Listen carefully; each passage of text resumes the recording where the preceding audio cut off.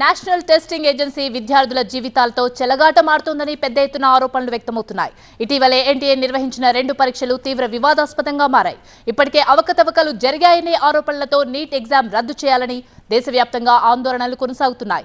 ఈ క్రమంలోనే 2 రోజుల క్రితం దేశవ్యాప్తంగా నిర్వహించిన యూజీసీ నెట్ పరీక్షను ఎన్టీఏ రద్దు చేయడం హాట్ టాపిక్ గా మారింది. నెట్ పరీక్షలో అవకతవకలు జరిగినట్టు గుర్తించిన ఎన్టీఏ ఆ ఎగ్జామ్ ను మళ్లీ నిర్వహించాలని నిర్ణయించింది. అయితే పారదర్శకత కోసమే యూజీసీ నెట్ ఎగ్జామ్ ను క్యాన్సిల్ చేశామని కేంద్రం వెల్లడించింది.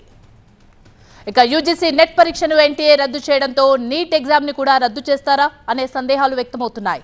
లీకేజ్ ఆరోపణలతో నీట్ ఎగ్జామ్ రద్దు చేయాలని ప్రతిపక్షాలు, విద్యార్థి సంఘాలు దేశవ్యాప్తంగా ఆందోళనలు చేస్తున్నాయి. అటు నీట్ పేపర్ లీక్ ఆరోపణలపై విచారణ కొనసాగుతుండగా అవకతవకలు జరిగినట్టు నిందితులు కూడా ఒప్పుకున్నారు.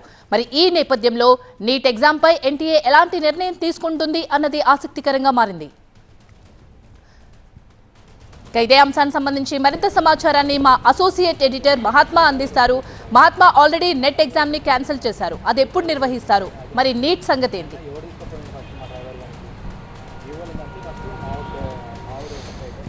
నేషనల్ టెస్టింగ్ ఏజెన్సీ నిర్వహిస్తున్న ఈ 2 పరీక్షలు దేశంలో వివాదాస్పదంగా మారాయి. 2 పరీక్షల్లోనూ అవకతవకలు, పేపర్ లీకేజ్ ఘటనలు చోటు చేసుకున్నాయన్న ఆరోపణల మీద ప్రస్తుతం ఒకవైపు సుప్రీంకోర్టులోనూ, మరొక వైపు ఇటు బయట కూడా ఆందోళనలు జరుగుతున్నాయి. సుప్రీంకోర్టులో ఇప్పటికే చాలా పిటిషన్లు దాఖలయ్యాయి.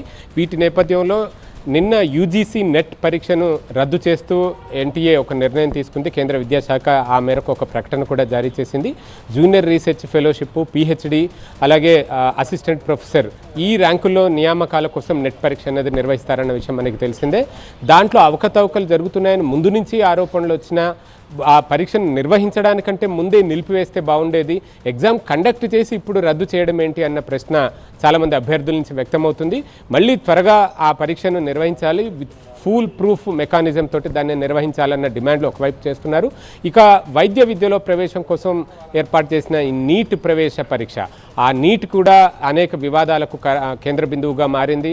ఆల్రెడీ అందులో 67 మంది విద్యార్థులకు 720కి 720 మార్కులు సాధించి నెంబర్ 1 ర్యాంకులో నిలబడటం ఒక ఎత్తు అయితే, అందులో 1523 మంది విద్యార్థులకు గ్రేస్ మార్కులు కలపడం, తద్వారా వారికి పెరిగిన మార్కులు, ర్యాంకులు, దాన్ని మళ్ళీ వెనక్కి తీసుకుంటూ ఎన్టీఏ ఒక నిర్ణయం తీసుకోవడం, ఇదంతా కూడా ఒకవైపు జరుగుతుంది.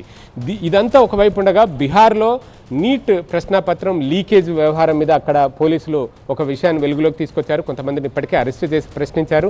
వాళ్ళ దగ్గర లీక్ అయిన పేపరు, ఎన్టీఏ నిర్వహించిన నీట్ ఎగ్జామ్ పేపరు 2 కూడా మ్యాచ్ అయినాయి. సో దీన్ని బట్టి చూస్తుంటే లీకేజ్ జరిగింది అన్నది ప్రాథమికంగా తెలుస్తుంది. ఈ నేపథ్యంలో కేంద్ర విద్యాశాఖ బీహార్ పోలీసుల నుంచి రిపోర్ట్ని అడిగింది. ఆ రిపోర్టు అందుకున్న తర్వాత దాని మీద తదుపరి ఒక నిర్ణయం తీసుకునే అవకాశం కనిపిస్తుంది.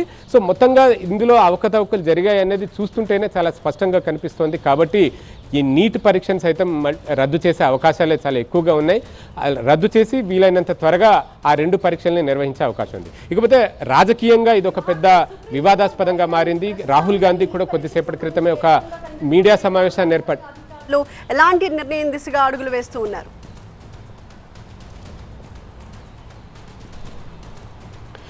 ఇప్పుడు నీట్ పరీక్షకు సంబంధించి నిర్ణయం తీసుకోవాల్సింది ఎన్టీఏ. ఫర్దర్గా ఎన్టీఏ ఇప్పటికీ బీహార్ పోలీస్ డిపార్ట్మెంట్ నుంచి రిపోర్ట్ కోరింది. వాళ్ళు బయటపెట్టి నమోదు చేసిన ఎఫ్ఐఆర్ కావచ్చు, వాళ్ళ ఇన్వెస్టిగేషన్లో బయటపడ్డ అంశాలు, వాటన్నిటినీ విద్యాశాఖకు తెలియజేయాల్సిందిగా చెప్పింది. ఆ రిపోర్ట్ని బేస్ చేసుకుని నీట్ మీద నిర్ణయం ఎన్టీఏ త్వరలో తీసుకోబోతుంది. అయితే రాజకీయంగా రాహుల్ గాంధీ అలాగే కాంగ్రెస్ పార్టీ అనుబంధ విభాగం వాళ్ళ ఇంట్లో తనిఖీలు చేసినప్పుడు కూడా ఆ పేపర్ కాలిన అవశేషాలు కూడా లభించాయని చెప్పారు. ఒకవేళ అతను ఇచ్చిన రిపోర్ట్ కనుక ఒకవేళ నిజంగానే ప్రూవ్ అయితే ఇప్పుడు నిజంగానే 24 లక్షల మంది ఎవరైతే ఎగ్జామ్ అటెంప్ట్ చేశారో వాళ్ళ భవిష్యత్ ఏంటి? అమిత్ చెప్పే వివరాలు ఎలా ఉండబోతున్నాయి? అమిత్ ఇచ్చిన కన్ఫెషన్ రిపోర్ట్ కూడా పార్ట్ ఆఫ్ ఇన్వెస్టిగేషనే. ఆ కన్ఫెషన్ రిపోర్టు, ఇతర ఇన్వెస్టిగేషన్లో బయటపడ్డ అంశాలు అన్నింటినీ క్రోడీకరిస్తూనే ఒక రిపోర్ట్ని బీహార్ పోలీసులు ఎన్టీఏకి సబ్మిట్ చేయబోతున్నారు. దాన్ని బట్టి ఫర్దర్గా డిసిషన్ తీసుకుంటారు. అయితే బేసిక్గా మన కళ్ళ ముందే కనిపిస్తుంది, ఇది లీకేజ్ జరిగింది, అవకతవకలు చోటు చేసుకున్నాయన్న అంశం అయితే స్పష్టంగా కనిపిస్తుంది. అమిత్ కన్ఫెషన్ కూడా ఆయన పోలీసులకు ఇచ్చిన విచారణలో అంగీకరించారు.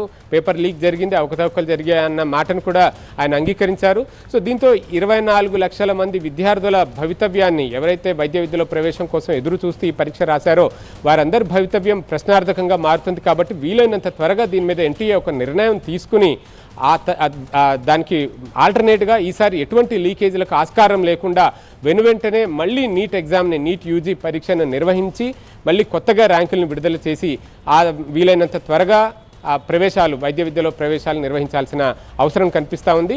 ఇదంతా చేయాలంటే కొంత సమయం పడుతుంది. బట్ నీట్ ఇంకా దీని మీద అంటే ఎన్టీఏ ఈ పరీక్ష నిర్వహించే సంస్థ నేషనల్ టెస్టింగ్ ఏజెన్సీ దీని మీద ఇంకొక డెసిషన్ తీసుకోవాల్సి ఉంది. బీహార్ పోలీసుల నుంచి వచ్చే రిపోర్ట్ని బేస్ చేసుకుని ఒక నిర్ణయం తీసుకుని ఆ మేరకు ఒక ప్రకటన కూడా జారీ చేసే అవకాశం ఉంది. Right, thank you Mahatma.